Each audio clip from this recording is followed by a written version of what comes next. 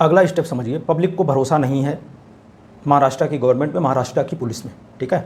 तो CBI inquiry, अगर महाराष्ट्र, अभी पुलिस कोई भी कुछ भी वो क्लियर बता नहीं पा रही है कि सुसाइड हुआ है या मर्डर हुआ है, ठीक है। क्यों हो रहा है ये भी समझिए, इतना समय नहीं लगता है, ठीक है। उसके पास एक जो है सूचना उसको होती है कि क्या हुआ है। अभी वो क्या रही है, पुलिस इंतज़ार कर रही है, आपके गुस्से के ठंडा हो जाए इस बात का पुलिस इंतज़ार कर रही है, ठीक है। जिस दिन मामला थोड़ा सा दबेगा उस दिन पुलिस आएगी कि अरे भैया ये तो देखो सुसाइड हो गया। महाराष्ट्र गवर्नमेंट का भी रोल क्या है, महाराष्ट्र गवर्नमेंट का रोल पुलिस से सीधा जुड़ा हुआ है। पब्लिक में इतनी आउटरेज है, फिर महाराष्ट्र गवर्नमेंट केंद्र सरकार से इस बात की सिफारिश क्यों नहीं करती कि इस केस में सीबीआई जांच हो? किसका प्रभाव है, कौन चाहता है कि जांच ना हो, ठीक है। तो ये सारे सवाल हैं। अब उसकी बहन के रोल पे आके डिस्कस करते हैं, ठीक है। उसके पास कई सारी बहनें हैं जो मैं समझ पा जाऊँ। उसकी बहन ने अगले दिन ही आया कि ठीक है लेट्स एंजॉय लाइफ, मुझे पता है कि तुम बहुत दुख में थे। अरे दुख में था तो बताना, कौन से दुख में था? इतना पब्लिक में एंगर है, तुम उसकी बहन हो, क्यों नहीं बता रही हो पब्लिक को? क्यों सबका समय व्यर्थ करवा रही हो? अगर ऐसा एंगर था तो सेटिस्फाई करो पुलिस को, पब्लिक को बताओ, पब्लिक डोमेन में ले आओ ना कि इस वजह से वो परेशान था, उसने सुसाइड ही किया है।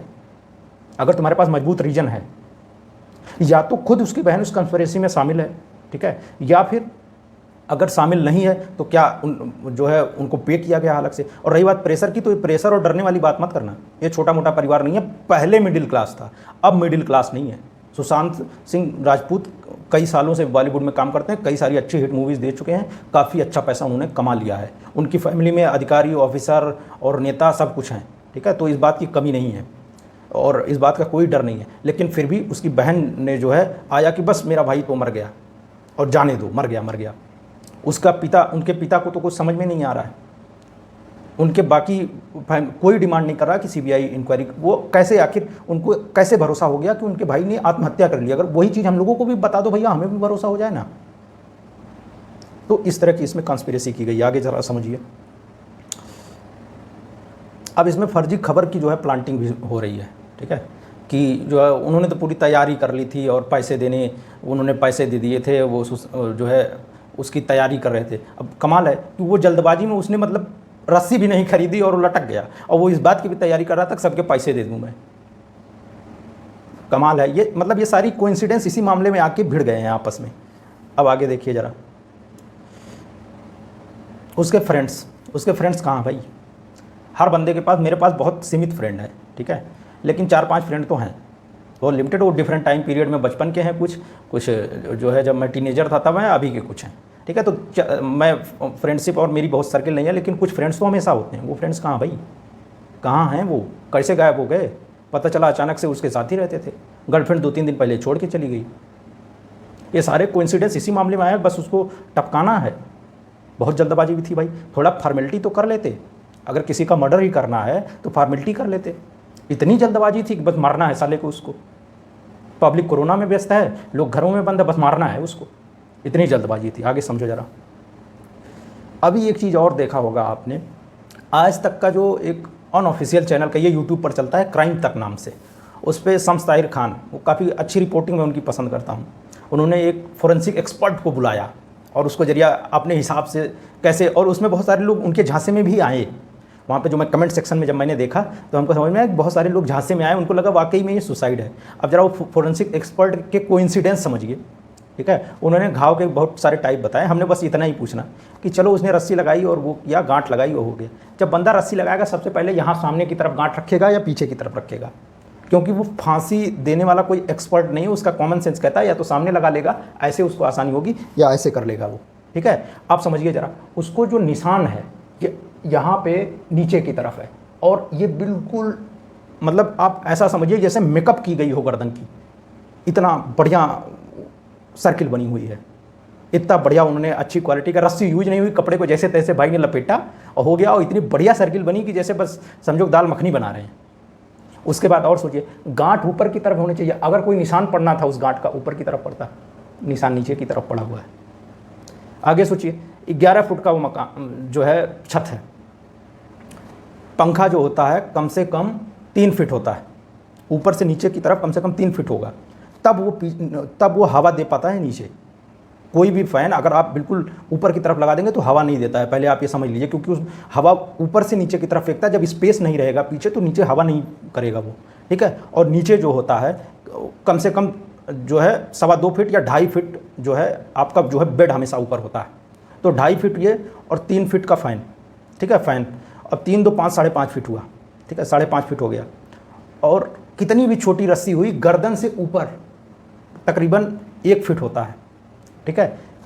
इतनी रस्सी का कोई मतलब नहीं, उसके बाद ऊपर उसको बांधना भी है, मतलब 5.5 + 1 6.5 फीट हो गए।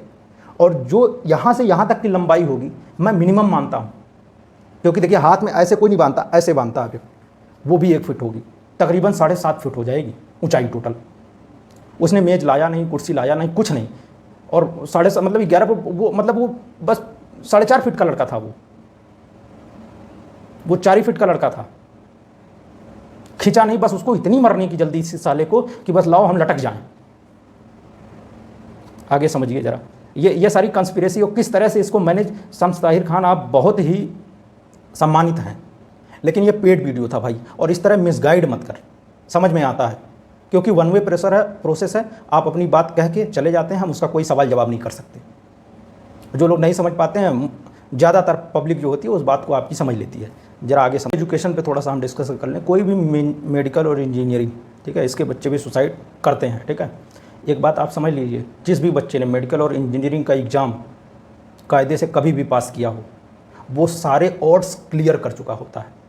उसके जो मैक्सिमम पॉसिबल होते हैं करियर के स्ट्रगल में, वो सारे ऑड्स क्लियर कर चुका होता है। क्योंकि देश की जनसंख्या इतनी ज़्यादा है और सीटें इतनी कम हैं कि जब तक वो सारे ऑड्स पर विजय प्राप्त नहीं कर लेगा तब तक वो आगे बढ़ ही नहीं सकता।